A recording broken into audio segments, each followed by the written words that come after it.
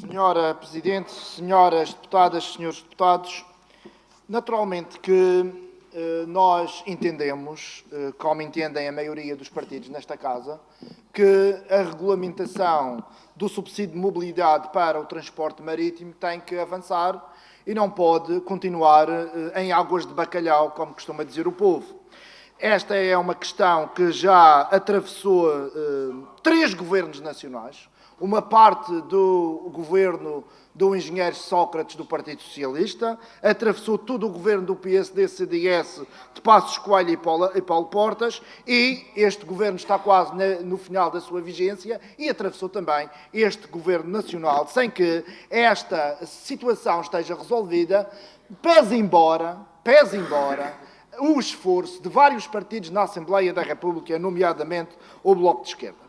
Nós entendemos que uma situação destas deve merecer toda a atenção por parte não só da Assembleia da República, como também do Governo da Região Autónoma da Madeira, mas temos que ter cuidado nessa regulamentação, porque não é igual regulamentar o subsídio de mobilidade para os transportes marítimos e para os transportes aéreos. Essa questão dos transportes aéreos é outra questão que também continua na gaveta da Assembleia da República e que não se vislumbra que a breve trecho tenha um desenvolvimento célere para bem de todos os madeirenses e todos os porto-santenses e, naturalmente, que continuaremos no âmbito da Assembleia da República a fazer toda a pressão para que esse problema também seja resolvido. Relativamente à questão do ferry e das ligações marítimas entre a Madeira e o continente, essas ligações são, como já se viu,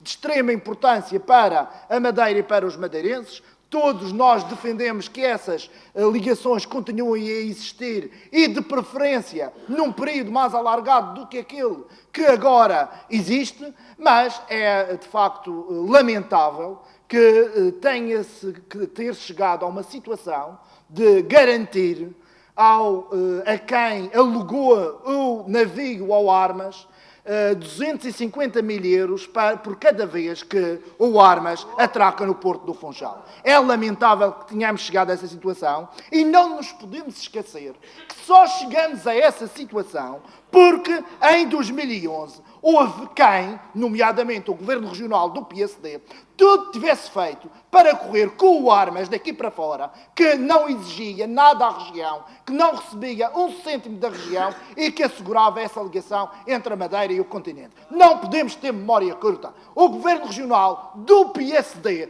com o apoio de alguns dos senhores deputados que ainda estão ali sentados, garantiu essa perseguição, fez essa perseguição ao armador canariano, que infelizmente teve que sair daqui para fora porque foram criados todos os entraves. E, portanto, se é verdade que há uma situação que temos que resolver, se é verdade que a República tem responsabilidades nesta questão e tem que garantir a resolução também, em conjunto com o Governo da Região, esta solução, porque os madeirenses exigem que seja garantida esta solução, não nos podemos esquecer que foi o PSD, o Governo Regional do PSD, que correu com o armador das Canárias daqui para fora e que, efetivamente, anos depois, permite que o navio desse armador regresse ao Porto do Funchal, mas para isso pago 250 mil euros por semana a quem alugou esse navio. E nós sabemos, e já sabíamos, e dissemos neste Parlamento,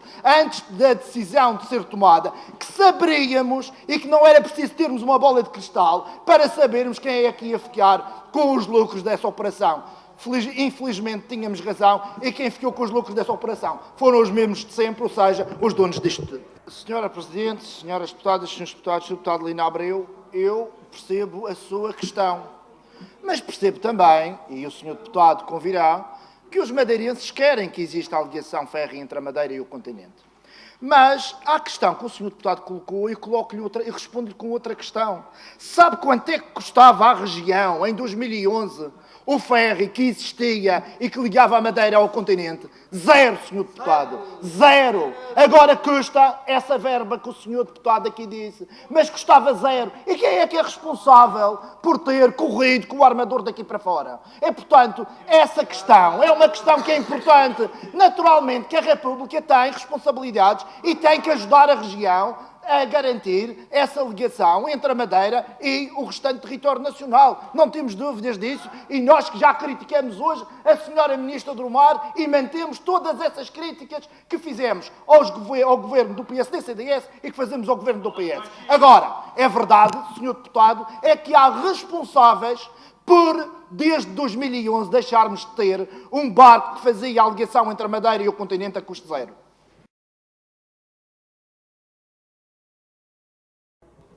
Senhora Presidente, senhoras deputadas, senhores deputados, estamos no final desta discussão e parece que é aqui unânime entre as bancadas e os vários partidos aqui representados que esta questão do subsídio de mobilidade para as viagens marítimas devem ser regulamentadas e, por isso, não há grande divergência relativamente a essa matéria.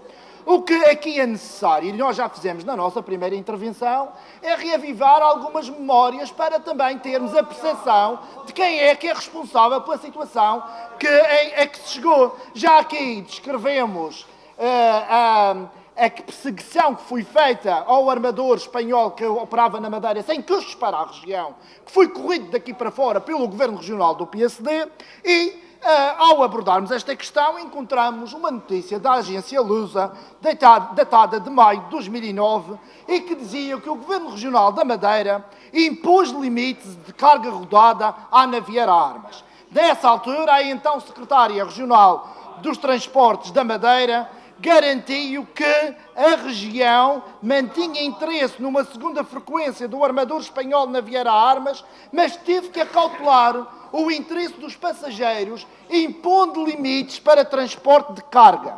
Conceição Estudante, volto a dizer, e estou a citar o take da Lusa, pronunciava-se sobre o anúncio público do início da semana do armador espanhol, informando que havia abandonado o projeto de realizar uma segunda viagem na ligação Canárias-Funchal-Portimão, no período de verão, por limitações impostas pelos portos da Madeira ao nível do transporte de carga rodada.